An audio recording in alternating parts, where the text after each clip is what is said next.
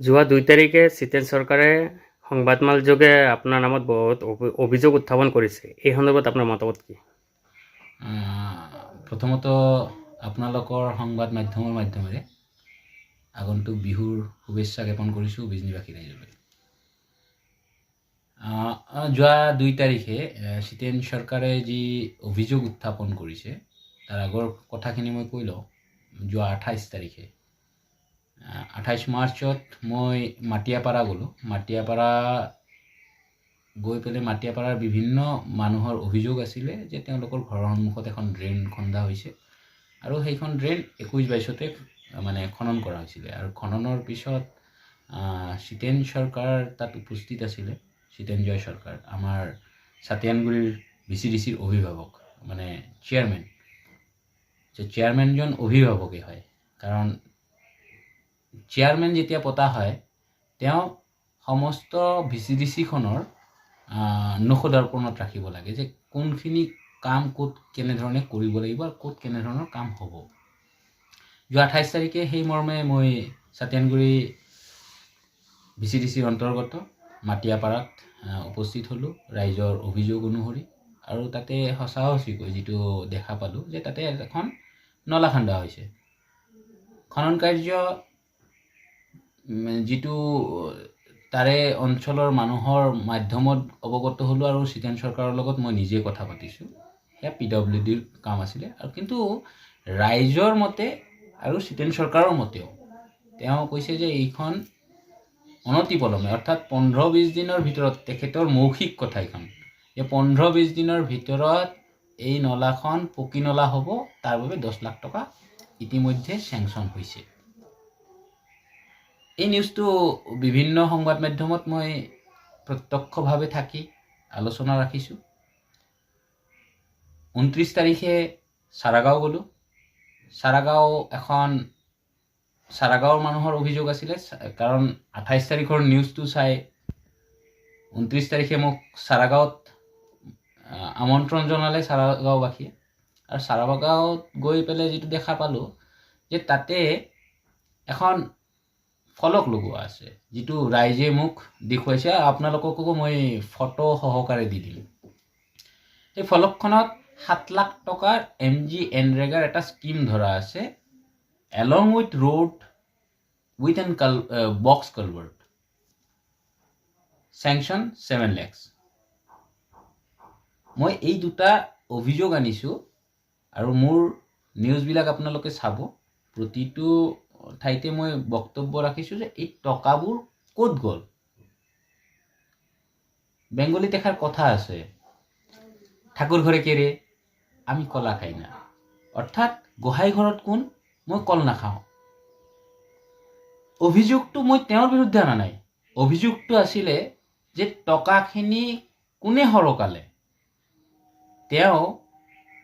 তেওঁৰ press meat যোগে ক'লে যে মই টকা খোৱাৰ প্ৰমাণ দিব লাগিব, অৰ্থাৎ তেখেতে নিজে প্ৰমাণিত যে তেখেতে টকা হৰপ কৰিছে। মই 29 তাৰিখে যিদিনা প্ৰেছ মিট বা সংবাদ মাধ্যমৰ মাধ্যমত এই কথাবোৰ অৱগত কৰালোঁ, তাৰপিছত ভিডিঅ' মানিকপুৰক লগ কৰিলোঁ, আৰু সেই ফলকখনৰ ছবি দেখুৱাই সেই ফলকখনৰ গোটেইখিনি হৰফনামা মই যেতিয়া ছাবমিট কৰিলোঁ ভিডিঅ' মানিকপুৰক, তেওঁলোকে ক'লে এনেকুৱা ধৰণৰ কোনো স্কিমেই অহা নাই, এনেকুৱা ধৰণৰ কোনো ডিমাণ্ড নাই যে এইখন ৰাস্তা হ'ব লাগিব, এইখন নালা হ'ব লাগিব, এনেকুৱা কোনো ডিমাণ্ড নাই। অৰ্থাৎ তেখেত কি কাম কৰিলে, তেখেত কৰিলে ৰাইজক এক প্ৰবঞ্চনা, যে অমুক ঠাইত মই ৰোড বনাই দিম, অমুক ঠাইত মই ড্ৰেইন বনাই দিম, ইয়াৰ বাবে ইমান চেংচন আহিছে, ইয়াৰ বাবে ইমান চেংচন আহিছে।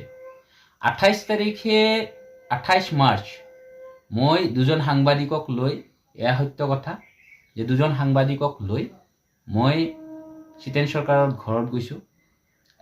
আনকি জিতেন চৰকাৰক মই প্ৰত্যক্ষভাৱে সুধিছোঁ যে এই কাম দুটা কি হ'ল। তেতিয়া তেওঁ কৈছে যে আমাৰ অলৰেডি 21টা কাম অনগোয়িং চলি আছে। BPFৰ আমোলৰ পৰা BPFে কোনো ধৰণৰ কাম কৰা নাই, সেইকাৰণে তেওঁলোকৰ চৰকাৰে কাম কৰি আছে, কিন্তু যোৱা 5টা বছৰে 21টা কাম অনগোয়িং হৈ থাকিলে। সাংবাদিকে তেওঁক প্ৰশ্ন কৰিলে যে আপোনাৰ এই অনগয়িং কামৰ ভিতৰত কেইটা কাম কমপ্লিট হ'লে তেওঁ আওৰালে যে 5টা 6টা তেওঁ সঠিকভাৱে ক'ব নোৱাৰে 21টা কাম কি তাৰ কি কাম 21টাৰ আজিলৈকে কোন 21টা কাম অনগয়িং হৈ আছে সেই 21টা কাম তেওঁ দেখুৱাব নোৱাৰিলে আনকি মই 2 তাৰিখৰ যেটো তেওঁৰ ভাষ্য তেওঁ যেটো সংবাদ মাধ্যমত যেটো দাখিল কৰিলে সেই সংবাদ মাধ্যমত তেওঁ বিভিন্ন ধৰণৰ কথা ক'লে ইয়াৰ মাজতে কিছুমান অসাংবিধানিক ৱৰ্ড তেখেতে মোৰ বিৰুদ্ধে উত্থাপন কৰিছে সেই ৱৰ্ডবিলাক হৈছে আকৌ সংবাদ মাধ্যমত মই নকওঁ কাৰণ ইতিমধ্যে মই কৈছোঁ যে সেইবিলাক মানে সামাজিক মাধ্যমত ব্যৱহাৰ কৰিব নোৱাৰা শব্দ কিছুমান ব্যৱহাৰ কৰিলে আনকি তেখেতে এই কথাও কৈছে যদি মই প্ৰমাণ দেখুৱাব নোৱাৰো তেতিয়া হলে মোৰ বিৰুদ্ধে তেখেতে গোচৰ ৰুজু কৰিব আইনী কাৰবাই ল'ব মই আপোনাক দেখুৱাই আছো তেওঁৰ বিৰুদ্ধে মই আইনী গোচৰ লৈছো মই তেখেতৰ বিৰুদ্ধে যোৱাকালি বিজনী কোৰ্টত এখন চিআৰ মই নহয় মানে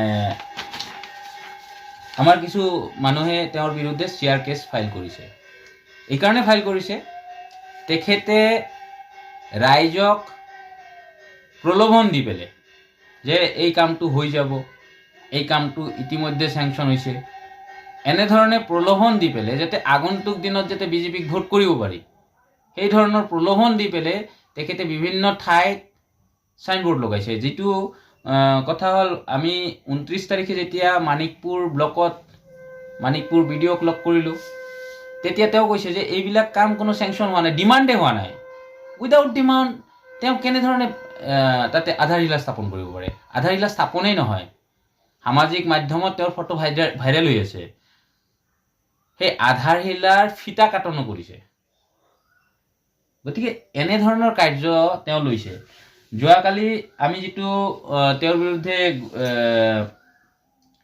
চিআৰ কেছ দাখিল কৰিছো তাতে আমি সেকশন লগাইছো 403 417 499 501 500 294 Indian Penal Code read with section 67 Information Technology Act under আৰু ইটো যদি বিএমএছত কয় তেতিয়া হলে বিএমএছত আহিব 314 ধাৰা 318 ধাৰা 356 1 356 2 356 3 আৰু 269 ধাৰাত বিএনএছত মানে ভাৰতীয় ন্যায় সংহিতাৰ আইনৰ অধীনত তেওঁৰ এগেইনষ্টত আমি এটা গোচৰ ৰুজু কৰিছো এতিয়া কথা হল শীতেন সরকার কিমানখিনি ধোয়া পানী মানে ধোয়া মাছ পানীত থাকি কিমানখিনি ধোয়া মাছ কাৰণ কৰাপশন বিজেপিৰ দিনত কম হোৱা নাই কৰাপশন বিজেপিৰ দিনত বৃদ্ধি হৈছে বাঢ়িছে এই কাৰণেই কৈছো যে পানীত থাকি ধোয়া মাছ এই পানীত থকা ধোয়া মাছ বিলাকৰ কৰাপশন ইমান দূৰ যে ইতিমধ্যে সামাজিক মাধ্যমত তেওঁৰ উৎকোচ লোৱা সাধাৰণ মানুহে নাজানে যে সেইখিনি উৎকোচ দি আছে কাৰণ সাধাৰণ মানুহক জনাইছে যে আপোনাৰ জব কাৰ্ডটো বনাবৰ কাৰণে 2000 টকা দিব লাগিব সাধাৰণ মানুহক জনাইছে যে আপোনাক ঘৰটোৰ ফটো লবলৈ হলে 500 টকা দিব লাগিব এটো সাধাৰণ মানুহে ভাবিছে যে হয় এটো অফিচিয়েল চাৰ্জ হ'ব পাৰে আমি 29 তাৰিখে ভিডিঅ'ৰ লগত বহি পেলে সেইখিনি অৱগত হৈছো যে কোনো জব কাৰ্ডৰ কাৰণে কোনো পইচা দিব নালাগে কোনো ফটো মাৰিবৰ কাৰণে কোনো পইচা দিব নালাগে সকলো কাম অটোমেটিক্যালি সিস্টেমেটিক্যালি সরকারে তার বাবে জিআরএস রাখিছে সরকারে সেইভাবে পঞ্চায়ত বিলাকক মেম্বারক দায়িত্ব দিছে বিসিডিসি বিলাকক চেয়ারম্যানক দায়িত্ব দিছে মেম্বার বিলাকক দায়িত্ব দিছে আৰু এই চেয়াৰম্যান মেম্বাৰ বিলাকে তেওঁলোকৰ বহুতিয়া কিছুমান মানুহ ৰাখিছে কালেকশনৰ কাৰণে কিছুমান ক্ষেত্ৰত তো ইতিমধ্যে মোৰ তাতে প্ৰায় 19খন ভিডিঅ' আছে শীতেন সৰকাৰে উৎকোচ লোৱা মানে মানুহক কৈ পেলে মই আপোনালোকক সকলোবোৰ ভিডিঅ' দিম ইনফ্যাক্ট এইবোৰ ভিডিঅ' মই সাবমিট কৰি আছো এইখন কেছৰ লগত সিডি হিচাপে মই সাবমিট কৰিছো মই নহয় একচুয়ালি যিজনে কেছটো দিছে যিসকলে কেছ বিলাক দিছে তেওঁলোকে ইতিমধ্যে সেই ভিডিঅ' বিলাক সাবমিট কৰিছে ইতিমধ্যে দেখা গৈছে একাংশ সংবাদ মাধ্যমত টকা লোৱা বা টকাৰ লেনদেন হোৱাও মানে নিউজ ভাইৰেল হৈছে। হয়, কাৰণ সামাজিক মাধ্যমত ইতিমধ্যে বহু ভিডিঅ' তেওঁৰ ভাইৰেল হৈ আছে। 2 এপ্ৰিলে যেতিয়া তেওঁ স্বচ্ছ নিকা বুলি সামাজিক মাধ্যমত মানে নিজকে জেহাব বিচাৰিছিলে, তেতিয়া সকলোৱে স্বতঃস্ফূৰ্তভাৱে নিজৰ নিজৰ ভিডিঅ'বিলাক দিছে। আৰু সেইবিলাক ভিডিঅ'ৰ পৰাই বা কিছুমান ভিডিঅ' মোলৈও পোনপটীয়াকৈ আহিছে, কিছুমান ভিডিঅ' আওপকীয়াকৈ আহিছে। যোৱা 3 তাৰিখে যিটো আমি নিউজত পালোঁ, খুদ হিমন্ত বিশ্ব শৰ্মাৰ চৰকাৰৰ নিউজ চেনেলত আমি পালোঁ যে এখন সংবাদ বাজি আছে, য'ত এইখিনি কথাও কৈছে যে জিতেন চৰকাৰ মানে সত্যঞ্জয় চৰকাৰৰ কথাটো স্বতঃস্ফূৰ্তভাৱে কৈ পেলাই ইনফেক্ট ছাইডত এটা ঘোষ লোৱা এটা ভিডিঅ' চাই আছিলোঁ। কিন্তু কথাটো হ'ল, বিজেপি চৰকাৰ স্বচ্ছ আৰু নিকাৰ কথা কয়, হিমন্ত বিশ্ব শৰ্মাৰ চৰকাৰ স্বচ্ছ আৰু নিকাৰ কথা কয়। ইমানবোৰ ভিডিঅ' ভাইৰেল হোৱাৰ পিছতো এই স্বচ্ছ আৰু নিকাটো কিমান দূৰ মানে সবল হ'ব? এতিয়ালৈকে মুকলি আকাশৰ তলত জিতেন চৰকাৰ বা সত্যঞ্জয় চৰকাৰ, যাক আমি জিতেন চৰকাৰ হিচাপে জানো, এতিয়াও মুকলি আকাশৰ তলত। এতিয়ালৈকে হিমন্ত বিশ্ব শৰ্মাৰ চৰকাৰে মানে তেখেতক বা চৰকাৰৰ যি প্ৰশাসনিক বিভাগ আছে, অৰ্থাৎ পুলিচ প্ৰশাসন আছে, তেওঁলোকে এতিয়ালৈকে কিন্তু তেওঁক এৰেষ্ট কৰাৰ কোনো পৰিকল্পনা লোৱা নাই। তেওঁলোকে অপেক্ষাত আছে, কোনোবাই গোচৰ তৰিব নে কি অপেক্ষাত আছে এতিয়ালৈকে ক'ব নোৱাৰি। কিন্তু তেওঁ যিটো সামাজিক মাধ্যমত মোৰ বিৰুদ্ধে কৈছে বা মোৰ বিষয়ে যিবিলাক ভাষা প্ৰয়োগ কৰিছে, সেইবিলাক ভাষা এক প্ৰকাৰে গৰিহণাযোগ্য। আজিলৈকে মই নিজে কোনো এজন ব্যক্তিৰ বিৰুদ্ধে তেনেধৰণৰ ভাষা অন কেমেৰাটো দূৰৰ কথা, অফ কেমেৰাটো মই কৰা নাই। তেওঁ কৈ আছে এজন মূৰ্খ, এজন জধা মূৰ্খ। মই মূৰ্খ, কিন্তু মই জধা মূৰ্খ মই মানি লৈছোঁ। কিন্তু তেওঁ কেনেধৰণৰ মূৰ্খ হ'ব পাৰে, যিটো কামৰ ৱৰ্ক অৰ্ডাৰে লোৱা নাই, যিটো কামৰ ডিমাণ্ডে দিয়া নাই, তাৰ নামত তাতে আধাৰিলা স্থাপন কৰাটো এইটো জধা মূৰ্খৰ ওপৰত হয় নে নহয়? আনকি তেখেতে আৰু এটা কথা কৈছে, যিটো আৰু কৈ আমাৰ গাত লাগিছে। মই ডেম'ক্ৰেটিক ইউথ ফেডাৰেশ্যনৰ জিলা সম্পাদক, এইটো আপোনালোকে সকলোৱে জানে। মই পলিটিকেল পাৰ্টি এটাৰো মেম্বাৰ, যিটো পলিটিকেল পাৰ্টিৰ নাম হৈছে CPIM, communist party of India Marxist. তেওঁ আনকি এই কথাটোও কৈছে যে মই ইলেকশ্যন খেলাৰ কাৰণে যোজা চলাই আছোঁ আৰু সেইকাৰণে সাধাৰণ ৰাইজক মই বিভ্ৰান্ত কৰি আছোঁ। এই সাধাৰণ ৰাইজক বিভ্ৰান্ত কৰাৰ কথা নহয়। জব কাৰ্ডৰ নামত পইচা হৰণ কৰা, জব কাৰ্ডৰ নামত কাম নিদিয়া, খুদ হিমন্ত বিশ্ব শৰ্মাৰ চৰকাৰে বাজেট অধিৱেশনত কৈছে ৰাজ্যখনত 27 দিনৰ কাম হৈছে, অৰ্থাৎ 27 দিনৰ কাম 233 টকাকৈ হ'লেও 8,989 টকা জব কাৰ্ড হোল্ডাৰবিলাকে পাব লাগে যদি কাম কৰিছে 27 দিনৰ কাম। হিমন্ত বিশ্ব শৰ্মাৰ চৰকাৰৰ কথা কোৱা, এইটো হিমন্ত বিশ্ব শৰ্মাই খুদ নিজে বাজেট অধিৱেশনত এইখিনি বস্তু দাখিল কৰিছে। তো 27 দিনৰ কামটো দূৰৰ কথা, ৰাইজক এই জব কাৰ্ডটো ভাড়াত চলি আছে। যেনেধৰণে আজিকালি প্ৰাইভেট ভাইকেলসমূহ ভাড়াত চলে, ঠিক তেনেধৰণে জব কাৰ্ডসমূহ ভাড়াত চলি আছে। সাধাৰণ ৰাইজক এতিয়ালৈকে জব কাৰ্ডটো কিহৰ বাবে সেয়া এতিয়ালৈকে সাধাৰণ ৰাইজক অৱগত কৰোৱা হোৱা নাই। সেইবাবেই সাধাৰণ ৰাইজে ভাবে যে নহয় কিবা এটা উপাৰ্জন কৰিব লাগে। কাৰণ অসমৰ ৰাইজৰ হৈছে কি, অসমৰ মানুহৰ কৰ্মসংস্থান নোহোৱা হৈছে। গাঁওবিলাক চাওক, মোৰ গাঁৱতে চাওক, মোৰ গাঁও এতিয়া বৃদ্ধ প্ৰায়, কাৰণ গাঁৱৰ ডেকা চাম নোহোৱা হৈছে। কেৰেলা, গুজৰাট, উৰিষ্যা, আনকি বিভিন্ন ৰাজ্যত তেওঁলোকে কৰ্মসংস্থানৰ তাগিদাত ওলাই যাবলগীয়া হৈছে, কাৰণ কৰ্মসংস্থান নাই। আৰু সেইকাৰণেই যেতিয়া 62জন MP আছিলে বামপন্থীৰ, মই যিটো পলিটিকেল পাৰ্টিক সমৰ্থন কৰোঁ, সেই পলিটিকেল পাৰ্টিৰ লগতে বাম মৰ্চাৰ 62জন যেতিয়া MP আছিলে, তেতিয়া সাধাৰণ ৰাইজৰ কাৰণে কিছুমান অধিকাৰৰ আইন আনিছিলে, যেনেকুৱা শিক্ষাৰ অধিকাৰ আইন, যেনেকুৱা কৰ্মসংস্থান অধিকাৰৰ আইন, এনেধৰণৰ 28 বিধ অধিকাৰ আইন আনিছিলে। সেই 28 বিধ অধিকাৰ আইনৰ মাজত এটা আইন হৈছে MGNREGA, যাৰ মাধ্যমেৰে গ্ৰামীণ মানুহক 100 দিনৰ কামটো নিশ্চিত কৰাৰ এটা প্ৰক্ৰিয়া আনিছিলে। আৰু সেই 100 দিনৰ কাম আজিৰ চৰকাৰে দিব নোৱাৰাটো এটা ব্যৰ্থতা। আৰু তাত চিতেন চৰকাৰে কি কৰিছে যে সেই MGNREGA কাৰ্ডখন বনোৱাৰ নামত, অৰ্থাৎ জব কাৰ্ডখন বনোৱাৰ নামত কোনোবাৰ পৰা 2000 টকা, কোনোবাৰ পৰা 1000 টকা। সিদিনাখন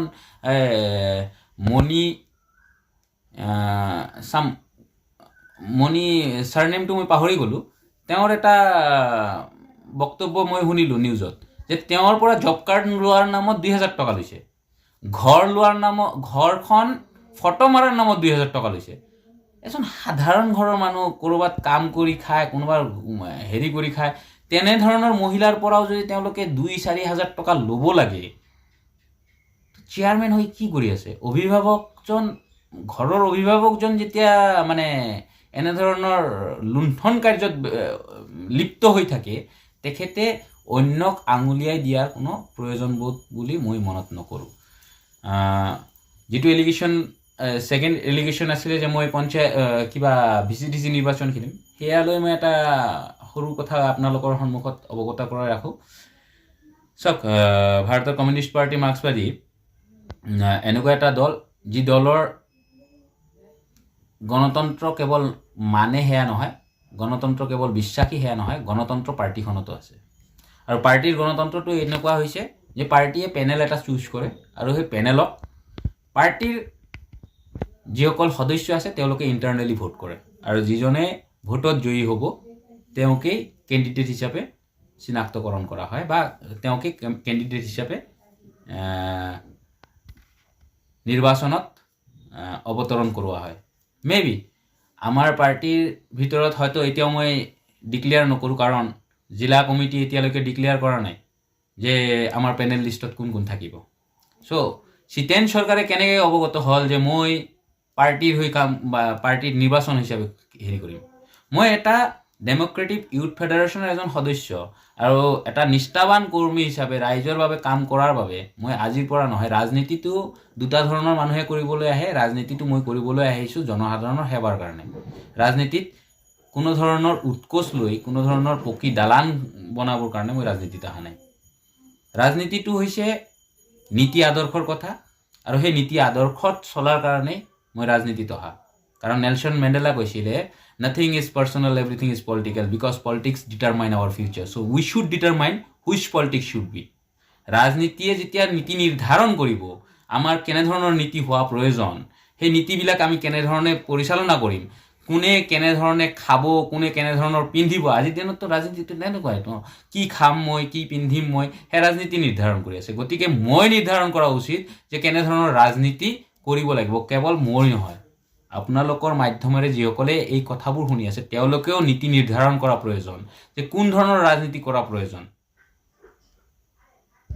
আজি ৰাজনীতিয়ে আমি ক'ত বহিম, আমি ক'ত উঠিম, সেই সকলো বস্তুবোৰ তেওঁলোকে নিৰ্ধাৰণ কৰি আছে। গতিকে আমি নিৰ্ধাৰণ কৰা উচিত না, যে কাক আমি ফ্ৰণ্টত আনিম, কাক আমি বেকত ৰাখিম।